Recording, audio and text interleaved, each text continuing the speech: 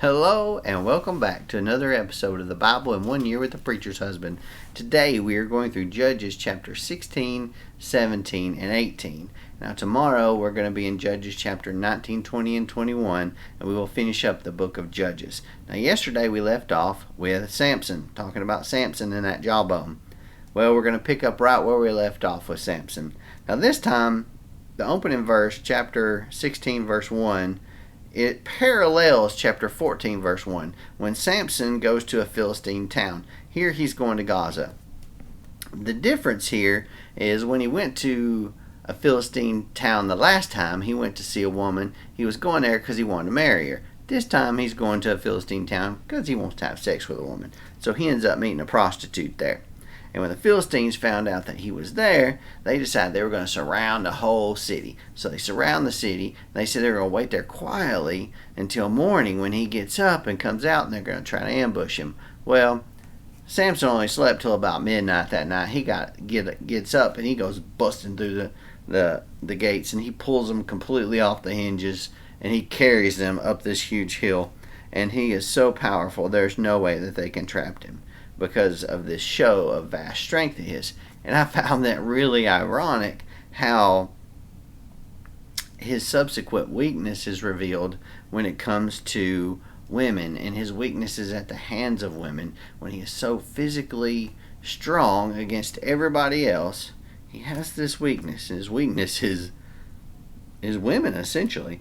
So Samson, he later encounters Delilah. And here is Samson and Delilah. At least one version of Samson and Delilah that I've seen from TV.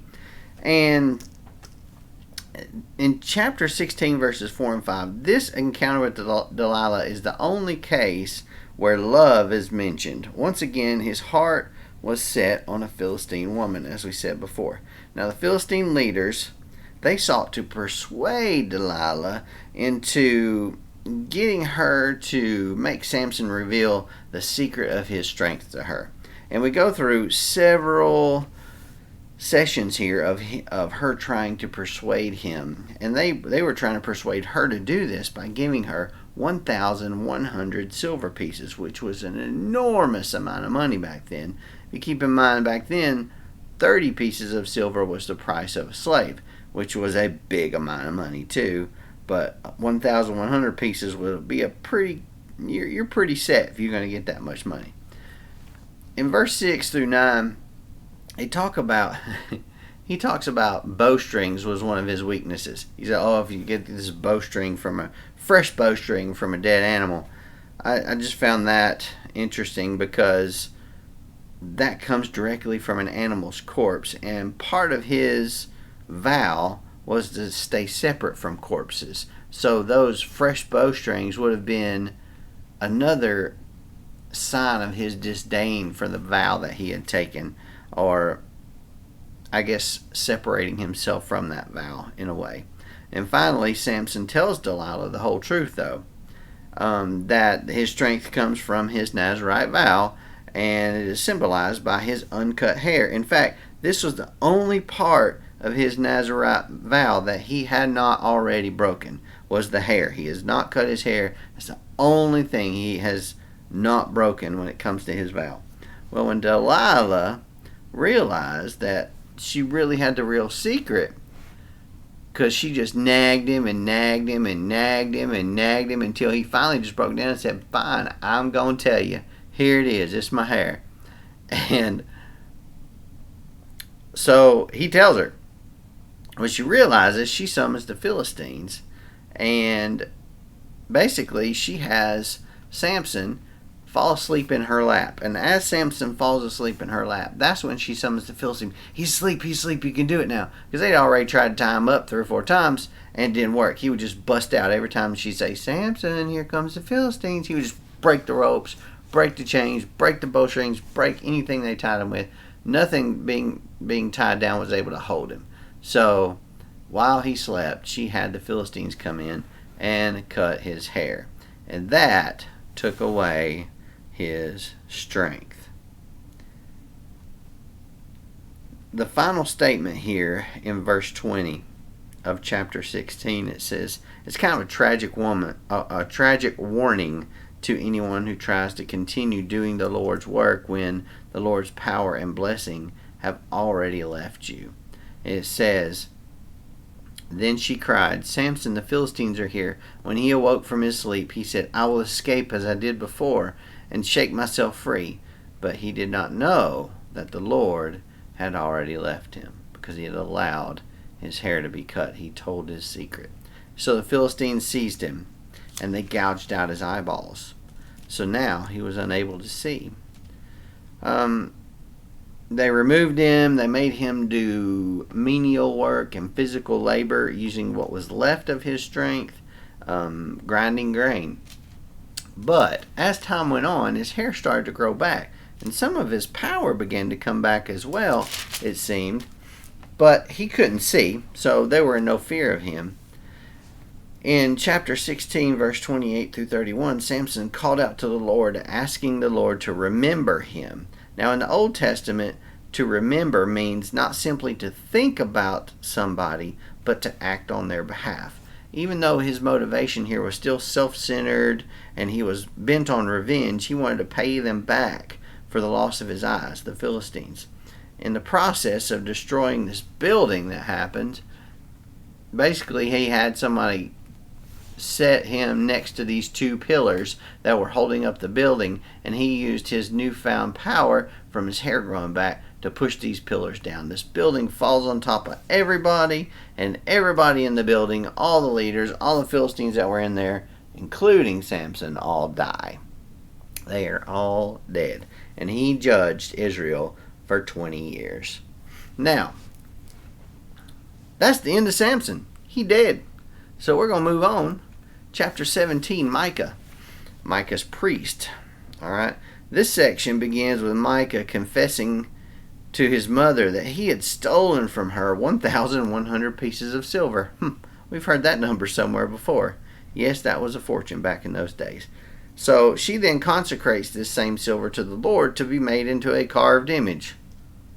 Duh. Okay.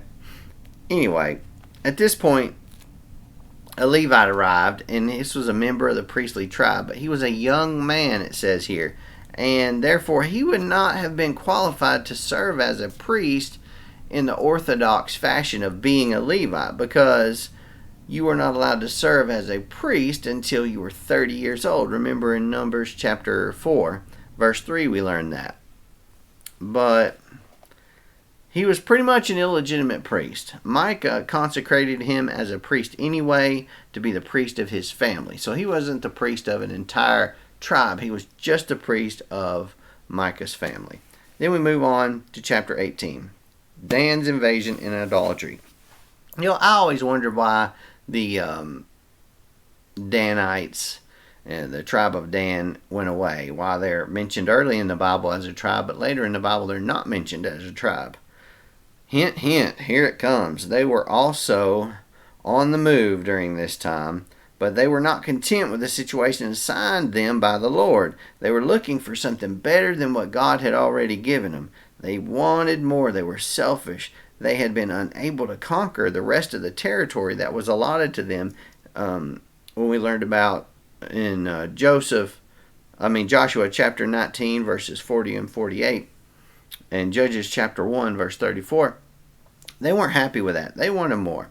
The Danites visited the home of Micah in their travels, and of course they were there with 600 men, and the spies that they had went into the house and took the carved image, the ephod, and the household idols that they had been using to worship. When the young Levite, who we met in Micah's house there, objected, they decided to bribe him to join them, offering them the prospect of being a father and a priest to an entire tribe, the tribe of Dan, rather than a single family.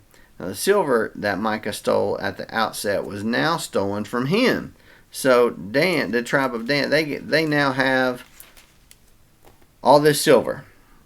And at this point, his mother's curse in chapter 17, verse 2 was fulfilled. Remember in chapter 17, verse 2, mother said, 1,000 pieces of silver are taken from you, that I heard you place a curse on. Here's the silver that I took it.